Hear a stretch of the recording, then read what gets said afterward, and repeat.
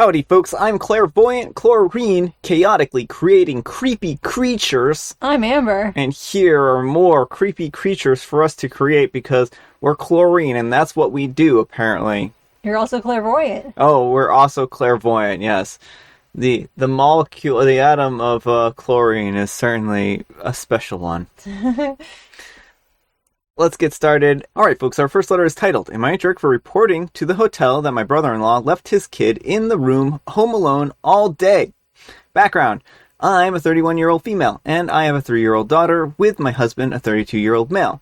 My stepsister, Abby, a 33-year-old female, has a 2-year-old daughter, Lexi, with her husband, Brad, a 34-year-old male. Brad has a daughter, Daisy, 8, that he shares with his ex. My stepbrother, James, 22, has a boyfriend, Carlos, who's 25. We are all, along with our parents, on holiday at a beach resort. 2 days ago, in the evening, Abby and Brad asked me if I would babysit Daisy the next day so that they could get some much-needed respite, and they wanted to go into town for the day. I said, absolutely not. Daisy has behavioral issues. You can't go more than an hour without her crying and screaming about something. She's extremely territorial, she doesn't seem to have any impulse control, and she never has a nice word to say about anyone or anything. Abby and Brad begged, saying that they asked everyone else, but they had plans. I said, be that as it may, I had my own daughter to look after, and I was on my own this holiday. I asked why they didn't get a babysitter from the hotel staff, but Brad said that leaving Daisy with a babysitter always resulted in them getting called home early, normally because Daisy has cried so much that she's made herself ill. Eventually, they let it go. The day after, I didn't hear from Abby, so I presumed that they had found a solution. It was a quiet day, and at about 3 p.m., we returned to our suites. Shortly after we got there, there was a knock on the door. It was Daisy. She said that she was bored and wanted to come in. I asked where her dad was, and it turned out that Abby and Brad had gone into town and left Daisy in the room by herself with strict instructions not to go outside. I walked Daisy back to the room as I tried to get hold of Abby and Brad, but the calls kept getting rejected. I left them several messages, so I was appalled. All I was really thinking was that they absolutely didn't deserve for me to clean up this mess for them. I took Daisy down to the reception and told them that her parents had left her alone in the room, and I found her wandering the place unsupervised. I left her at the reception as they said that they would bring her down to the kids' club until they could locate Brad. We were all due to meet for dinner at 8:30, and when Brad and Abby arrived, they berated me for reporting them to the hotel. They said that Daisy would have been perfectly safe if she had just followed the rules so that they wouldn't be at fault. They also said that I should have just let her stay with me until they came back. I said that they deserved what they got for doing something pretty harebrained and dangerous, and it wasn't up to me to help them avoid the consequences of their actions. I told Brad that he was an irresponsible parent and should have stayed at the resort. Things are now very tense. Opinions are split within the family. Am I the jerk for what I did? Edit, I've seen a couple of people saying that my family are nuts thinking that what Brad and Abby did was okay. No one thinks that. Parents think that I was a jerk for reporting them instead of just keeping Daisy with me. They agree that what Brad and Abby did wasn't right. Edit 2. For everyone wondering where Lexi was, Abby and Brad took her out with them. Alright folks, what do you think? Not the jerk. What they did was completely irresponsible. And like you said, you didn't sign up to be a babysitter. And so it wasn't incumbent on you to clean up their bad decisions. And they deserve to face consequences if they're going to leave an 8-year-old alone. Yeah. And like, they're not answering their phone, it sounds like. So she couldn't even call them if she needed help necessarily. Yeah. I think that this is a tragic situation. It sounds like she needs some severe counseling. It sounds like she has a lot of behavioral issues.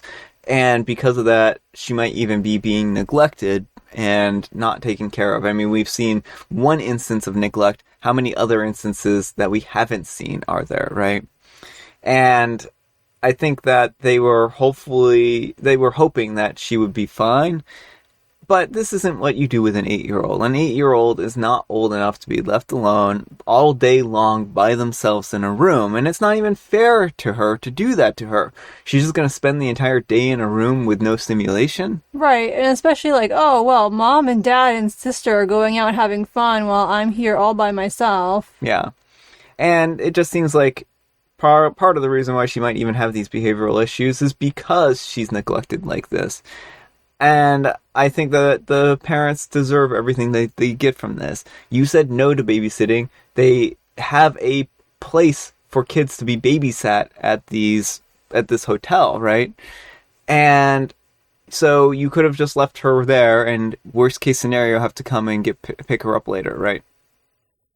Yeah, well, and like also, if she cries so hard anytime her parents leave, that could be an indication of something like separation anxiety. Like, definitely, the divorce may have been harder on her than people realize, and like Yeah. it just sounds like she's probably traumatized in some way or another, either through the blending of the families or the initial trauma that caused the dissolution of her first family, and she probably just needs a lot of therapy. Yeah. And I know it's hard, it's not fun when kids are not well behaved, and she definitely needs to be held accountable as much as an 8-year-old can be for her behavior, but it doesn't sound like she's a bad child, she just has trauma. Yeah.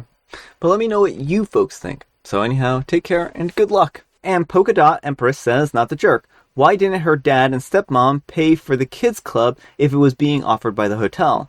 What kind of terrible thing to do to a child? No wonder she has so many behavioral issues. I bet that she can tell that she's unwanted. I can tell this by this post alone. Why even bring her on the trip? And OP replies, they didn't want to send their kid to the club because, much like getting a babysitter, they tend to get called to pick her up early from things like that. Birthday parties, play dates, etc. And a secret narwhal says, but if she's so disobedient, why would they think that she would somehow stay in her room? That's magical thinking. Yeah. And OP replies, I think Brad was just thinking whatever was convenient. And Malicel W says, but the dumbest thing about the thought process is that they didn't answer their phone to you. So why would they answer to the kids club? They could have made sure that she was safe at the kids club and ignored their phones. And blaming the child was ridiculous, saying that if she had followed their rules, then she would have been fine. But they obviously never raised her to behave appropriately. So they're blaming her for bad parenting. And OP replies, I presume because if they knew that they didn't answer their phones to the kids club, there would be repercussions. Their phones weren't off, they just declined my calls. They probably figured that I would keep Daisy with me, so it wasn't a big deal. If they'd done that to the kids club, they would have gotten an earful from the hotel staff. Alright folks, our next letter is titled, Am I a jerk for letting my ex-wife's stepdaughter move in with me? My ex-wife and I divorced about 12 years ago. We have a 15-year-old son together. She married a guy a couple of years later. He has a daughter who is 4 years older than my son. So my son has known her for about 10 years. She has always been nice to him, and there has never been any serious arguments between them. My ex and her husband live about an hour and a half from town.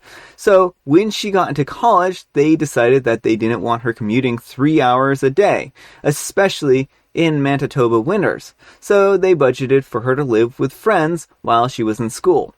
I have known the girl since she was 7 years old. She is intelligent, charming, and a friendly kid. She is also burnt out from school. I am not going to defend her actions. She lied to my ex and her father about dropping out of college. She did her first semester, but she was overwhelmed and dropped out, and she didn't tell them. But she kept the money that they sent her for housing and food. She should not have lied, but I understand why she did. They cut off her funding and told her to get a job, which is totally fair. If you aren't in school, you should be supporting yourself. She had enough money to make it until July. She found a job, but it didn't pay enough to cover her living in the city. Her dad and my ex would not let her move home. My son called me to ask if I could help her out. I thought about it, and I said that I would. I have room in my house, so I told him to have her give me a call. We talked about it, and she moved in at the beginning of August. She is paying rent that she can afford and buying her own food. She is also doing chores around the house. My ex found out what I did and lost it on me. There was a plan for her to be so desperate that she agreed to go back to college with them keeping a much closer eye on her. I messed everything up by not letting her become homeless in Winnipeg.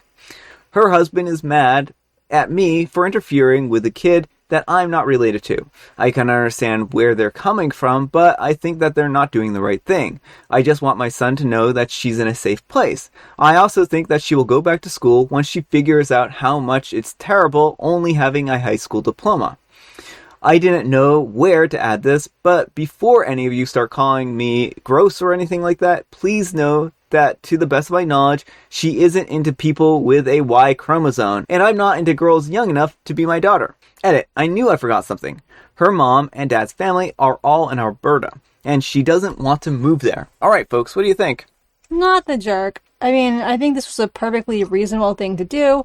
She was struggling, she needed help, and the right thing to do is to help her, and like her parents should have been, it sounds like they just wanted to manipulate her into doing exactly what they wanted. And that's not a fair thing to do. And so I think this was a perfectly kind and reasonable approach to take. Yeah, I really question their methods. I think that was not going to play out the way that they thought it was going to. And being homeless too can be really hard and put you susceptible to some pretty bad things, especially for a young woman like that. And it's psychological trauma too. Yeah. So I don't think that what they did here was appropriate. I think that OP did a noble and kind thing, and I think that they opened up their home to somebody who was in need. And it's unfortunate that OP had to add that little bit of a note there that they aren't doing this to, bed this individual. I think that's sad. I think that it's sad enough that we live in a society where people might immediately jump to that being the reason for this. So, yeah, I don't think that OP's in the wrong here, as long as they have the best intentions, right? If they have the worst of intentions, then no. But it doesn't sound like that's the case. Yeah, well, and that's the thing, is like, as long as they are just doing this to help out someone in need, and like, it's also traumatic for the sibling too, to like, oh, my sister is on the streets and, doesn't know how she's going to get help, how she's going to get by. Like, I don't think the parents, like, they're so focused on having her do what they want that they're not thinking about the long-term implications to her psychological health and her physical health and well-being. Yeah, and suppose that when she's living on the street, something happens to her even more that traumatizes her even further. How much harder is it going to be to get her into a better spot, right? Right. I mean, going to college is hard enough as is without also having a series dealing with PTSD or other mental health conditions. Yeah. And I mean, I think that's why it's so important for people for early intervention. I mean, we have a terrible, and this sounds like it's Canada, but in the United States, we have a horrible crisis on our hands with homelessness. And I think that that's just awful because there's plenty of places to live. It's just that people can't afford it. And it's really sad. It's really unfortunate. And I think that no one deserves to not have a place to at least rest their head in the night, And I'm just glad that OP intervened because I don't really think that the alternate would have been very good for her. But let me know what you folks think. So anyhow, take care and good luck. And Reeser Dog says, not the jerk, her parents sound controlling. Do they really want her to be homeless? That's beyond cruel. And OP replies, I don't think they wanted her to be homeless, just in a place where they could dictate her actions. I hope not homeless anyways. My ex isn't an evil woman. And North Badger 6101 says, not the jerk. I can understand where they're coming from, but I think that they're not doing the right thing. Your opinion means garbage. You are not the father, and you are interfering with her parents' attempt to guide her as they see fit. And OP replies, I'm here for judgments, so I accept it, but I disagree that my opinion means garbage. My opinion is that of Winnipeg is not a great city for a young woman to be vulnerable in. I can't think of any place that is. Well, and also, she's an adult. We're not talking about parenting a young child, which you also shouldn't kick young children on the streets, but, like, she's beyond the point where her parents have a say. Yeah. And Technical Lobster says, not the jerk. She's not a child, she's an adult. No age is given, but to be in college for a semester, she must at least be 18. As an adult, she found a living situation that is safe and economical. She is, in fact, your flatmate, just like she was supposed to be with some random strangers on campus. You're setting a great example for her and your child. Alright folks, it is tea time! grab your beverages of choice. I've got some tea right here. And Amber's scrambling for a joke. And Amber does not have a joke picked out, so I guess we'll just go to the end of tea time and not read the jovial Bobstein joke. No, we'll do it. Let me find one that's not a knock-knock joke. Oh no, it's all right, Amber. It's quite all right. I haven't proofread this first, so, Mother Monster. Son, I thought I told you to drink your medicine after your bath. Young Monster. I'm sorry, Ma, but after I finished drinking the bath, I didn't have room for the medicine. What? Okay, all right. Yeah, I mean, sure. What? I'm gonna drink the bath and the medicine. Oh no, this is terrible. And I have Mega Mint. That doesn't taste like bathwater. Alright, folks, that's all the time we have for today. Thank you so much for watching. Happy Manic Monday. I hope your Monday is going well. I hope the start of your week is going fine. Amber, we need some kind of moral advice and or guidance. And please, have it some tidbit of advice for not so good parents. Your kids are still your kids even when they're an inconvenience. You can't just abandon them. Yeah, I think that works for both stories. Thanks so much for watching, and we'll see you all tomorrow. Bye.